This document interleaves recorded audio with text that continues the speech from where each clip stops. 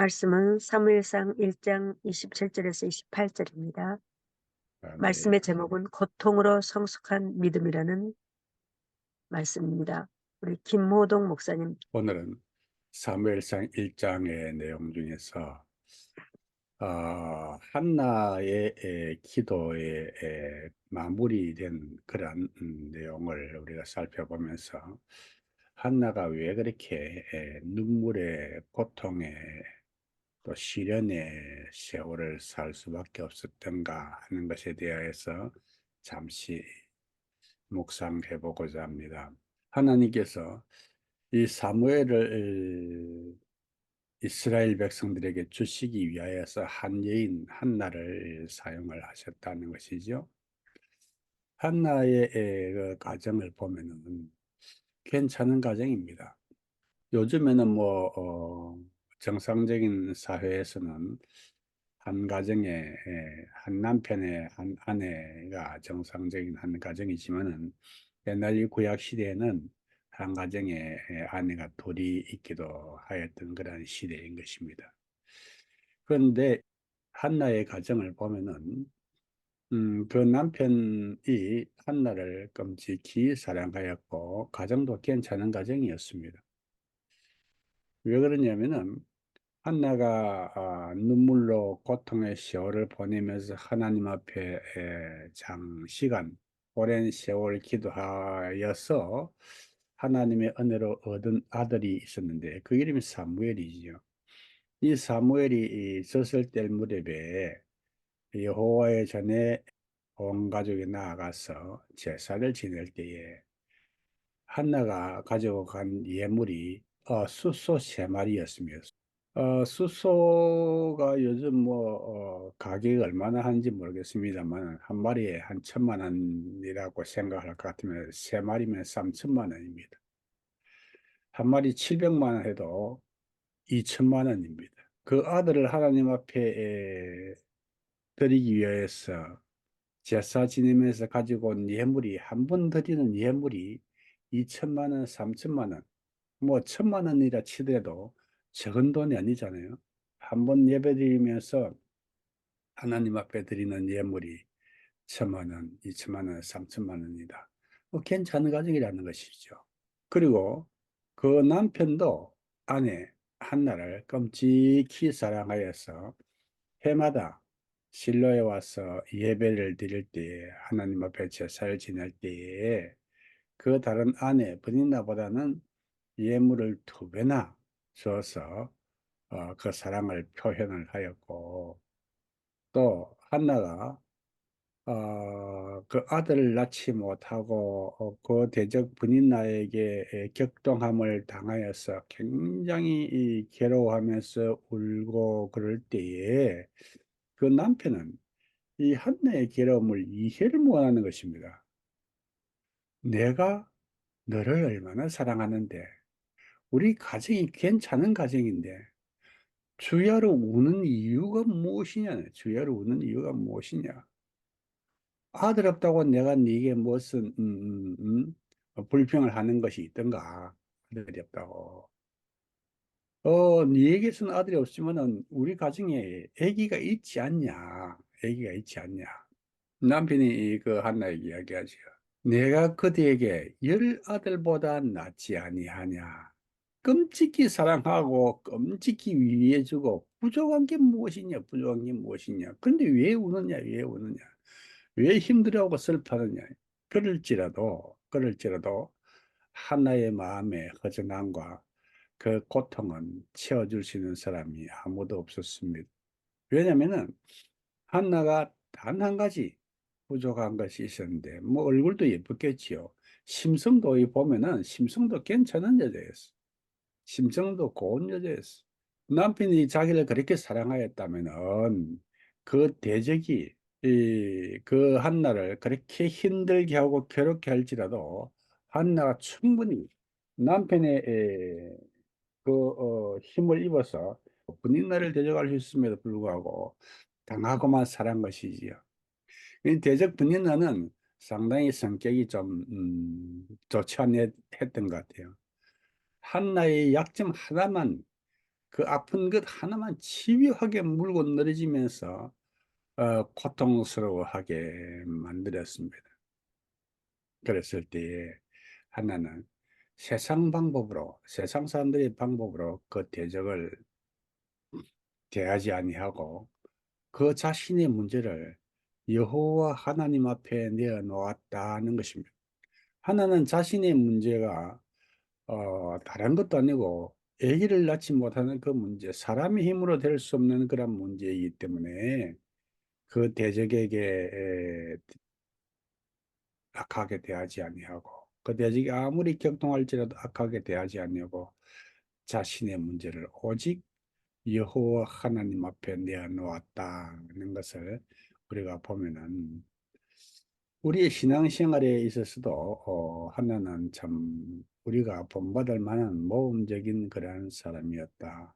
우리 역시 문제가 있을 때에 그 문제를 오로지 하나님 앞에 겸손히 엎드려 내어놓는 자세가 합당한 성도의 자세가 아니겠는가. 성경은 우리에게 이렇게 말씀을 하고 있는 것입니다. 그리고 하나는 그 문제의 원인도 잘 알고 있습니다. 여호와께서 그에게 임신하지 못하게 아기를 주지 아니하시는 것을 그녀는 알고 있습니다. 그래서 하나님께 나올 때마다 눈물로 하나님께 간구를 하는 것입니다. 그렇다면은 하나님께서는 왜 이 한나에게 이와 같은 고통을 주셨을까? 이와 같은 고통을 주셨을까? 왜 그 대적 분인나로 하여금 한나를 이렇게 격동하게 했을까? 그 아름답고 참 좋은 가정에 왜 이런 분쟁, 분란이 있도록 하나님께서 허락하셨을까? 우리가 좀 하나님께 물어봐야 될 사안이 아닙니까? 하나님께서는 왜 한나가 이렇게 울며 고통해 하게 하셨을까? 그것은 하나님께서는 그 한나의 기도를 어느 날 들으시고 한나에게 아들을 주셨습니다. 주셨는데 진작 주지 아니하시고 하나님께서는 왜 이렇게 기다리셨는가? 왜 이렇게 기다리셨는가? 그것은 하나님께서 한나에게 주실 그 아들이 보통 아들이 아니었던 것이지요.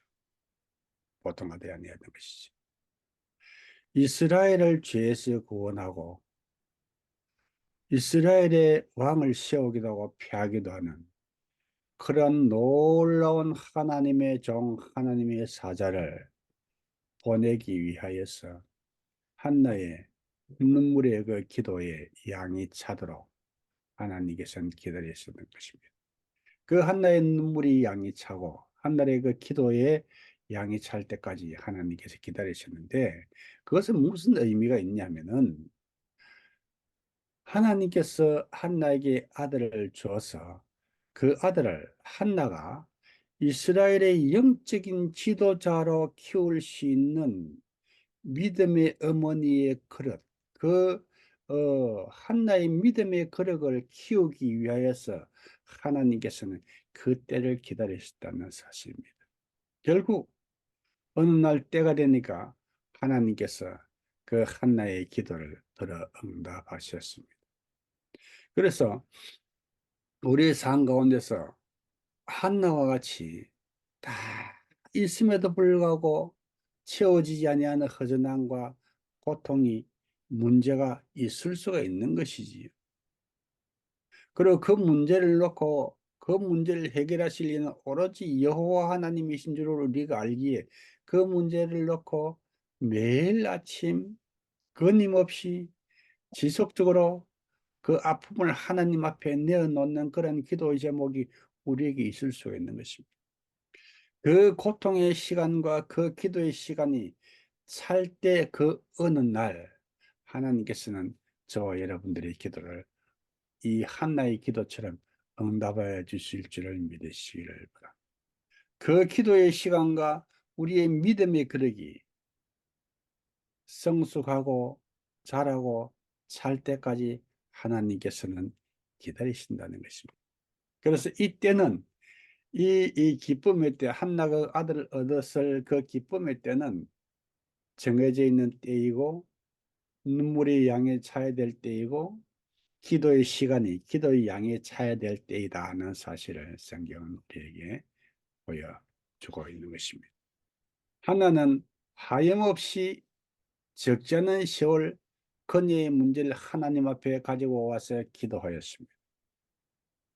오늘 사무엘상 1장에도 보면은 한나가 그 대적 분인나로 인하여서 많은 고통과 눈물로 하나님 앞에 기도할 때에 엘리가 그 한나의 기도하는 모습을 보고 저 여자가 술 먹었나? 왜 저렇게 중언부언하는 것 같이 그래 보이는 것이요. 그렇게 이야기를 거니까 한나가 이야기하지요. 한나가 자기의 그 기도의 제목과 그 자세한 문제의 내용을 이야기합니다. 그럴 때에 그 엘리가 한나를 위로하면서 하나님께서 너의 기도를 들으신 줄을 아노라. 너의 기도를 들으신 줄 아노라.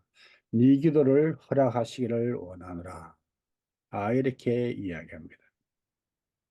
전에도 한나가 이 실로에 와서 제사를 지낼 때 엘리 제사장과 대화를 한 기억이 있는지는 모르겠으나 오늘 성경에는 한나가 그 엘리 제사장을 만나서 그 기도의 제목을 나눈 그런 내용이 성경에 나와 있습니다. 한나가 기도하는 가운데 그 제사장의 그 위로의 격려의 음성을 듣고 하나는 그것이 하나님의 응답인 줄을 직감하였습니다. 1장 17절에 엘리가 대답하되 평안히 가라. 이스라엘 하나님이 네가 기도하여 구한 것을 허락하시기를 원하노라. 이건 엘리의 기도, 한나의 기도를 엘리가 하나님 앞에서 듣고 축복을 한 것이죠. 그랬을 때에 18절 한나가 뭐라고 이야기하냐면은 이래 당신의 여종이 하나님께 당신께 은혜를 입기를 원하나이다 하고 가서는 먹고 얼굴에 다시는 근심빛이 없더라. 기도 응답을 받은 확신이 있었던 것입니다. 그날 이후로 한나의 마음속에 그녀의 그 문제가 다 해결이 되어버린 것입니다. 하나님께서 여호와의 종을 통해서 말씀하신 대로 이루어질 줄 내가 믿노라. 내가 믿습니다. 그녀가 믿고 그 마음속에 의심 없었을 때에 하나님께서는 그녀의 기도를 들어 응답하여 주신 줄을 믿으시길 바랍니다. 믿음의 기도는 믿음의 기도는 산을 옮긴다고 말씀하시잖아요. 믿음의 기도는. 그녀가 마음속에 확신이 왔을 때에 믿었을 때에 하나님께서 그 믿음을 보시고 그녀의 기도의 제목 응답하셨습니다. 19절 보니까 여호와께서 그를 생각하신지라. 하나님께서 갑자기 한나의 기도가 생각이 났겠습니까? 한나의 믿음이 완성이 되어지고 성숙해져서 기도하고도 돌아가서 걱정하고 근심하며 울던 그때와 달리 아하, 하나님께서 나의 기도를 들어주셨구나. 내가 믿나이다 하고 돌아갔을 때에 한나의 마음에 다시는 근심이 없었다. 기도 응답에 확신이 있었다는 것이죠. 그 믿음을 하나님께서 보시고 이 말입니다. 여호와께서 그를 생각하신지라. 그때 한나의 마음속에 그 믿음대로 하나님께서는 그 한나에게 아들을 주신 것입니다. 하나는 그 아들을 잘 양육하였습니다. 젖될 무렵에 하나는 그 아이를 데리고 실로에 와서 여호와께 하나님 앞에 그 아이를 드립니다. 젖될 때라, 젖될 때라. 뭐 초등학교 4, 5학년 정도? 옛날에 요즘은 걸으려고 하면은 돌 되기 전에 젖을 때나요? 아주 어릴 때 젖을 때지요. 옛날에는 참 오래 우리 기억에는 초등학교 4학년 될 때까지도 젖을 물고 다니는 젖을 먹는 그런 아이들이 있었던 것 같아요. 젖을 좀 늦게 됐지. 이때에 하나는 그 아이를 젖을 떼고 여호와 하나님 앞에 온전히 드렸습니다.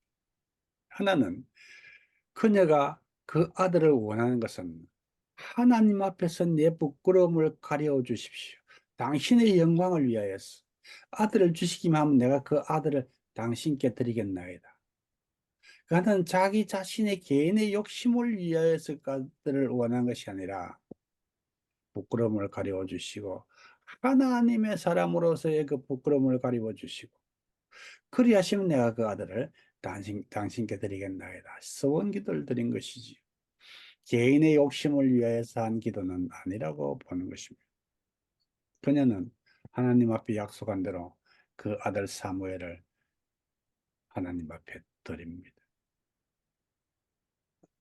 그 하나님 앞에 드릴 때까지 젖을 먹이면서 그 한나가 그 사무엘을 신앙으로 양육하고 또 여호와의 전에 그 어린 아들을 떼어놓고 돌아와서는 얼마나 기도를 많이 했겠습니까?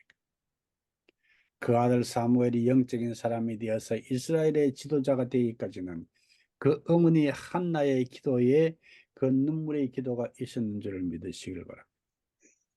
어머니의 눈물의 기도가 그 아들 사무엘을 이스라엘의 사사로 만들었다는 사실인 것입니다.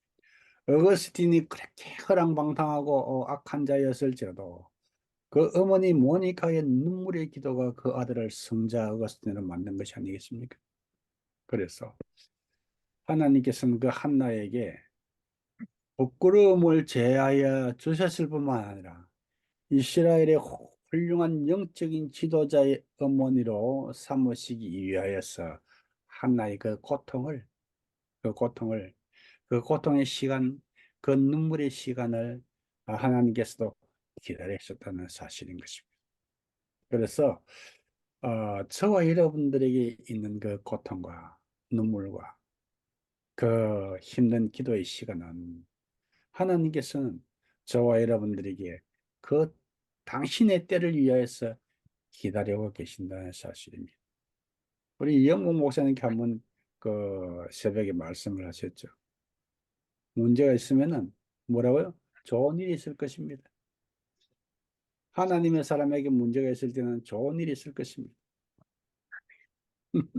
좋은 일이 있을 것이라는 거죠. 저와 여러분들에게 문제가 있습니까? 좋은 일이 있을 것입니다. 기도의 시간, 눈물의 양이 차야 될 줄을 믿으시길 바랍니다. 인내하시길 바랍니다. 하나님께서 응답하실 그때, 나의 마음속에 그 확신이 올 때, 그때까지 계속 나아가 보시길 바랍니다. 그 때가 이르면 하나님께서 여러분들을 통해서 크게 영광 받으실 것입니다. 저도 뭐 개인적으로 저희 어머니가 기도의 사람이었습니다. 저희 집에는 뭐 제가 제일 먼저 예수 믿었습니다. 초등학교 때. 그 다음에 동생들 축축 데리고 나가고. 그 다음에 저희 어머니가 예수 믿게 되었는데, 어머니가 예수 믿은 과정이 참 드라마틱합니다. 어머니가 신이 내려, 신이. 신이 내려서 무당이 되어야 돼, 무당이. 무당이, 그 신을 받아들이고 무당이 되어야 되는데, 어머니가 그걸 계속 거부를 하니까, 아, 정신적인 문제가 생기고, 잠을 못 자고, 그날 그 신과 싸우는, 그냥 몸이 아프고, 잠을 못 자고 못 드시는 거예요. 그래서 사람들이 이 신을 받아서 무당이 돼야 된다는, 무당이 돼야 된다. 어머니 그 싫다는 거예요. 그래가지고, 시골에 할머니가 그 시골에 용한 무술인이 있는데 그 무술인은 귀신을 잡아가 단지에 넣어가 딱 밀봉해가지고 딱 이렇게 강물에 떠내려 보낸 그런 사람이다. 그래가지고 제가 초등학교 다닐 때에 오죽 답답했으면 제가 그 심부름을 했겠습니까? 부산서 기차를 타고 밀양 시골 산 꼴짜기 할머니에게 찾아가니까 할머니가 무당에 가서 이야기를 듣고 와서 전해주는 이야기가 두 가지 방법.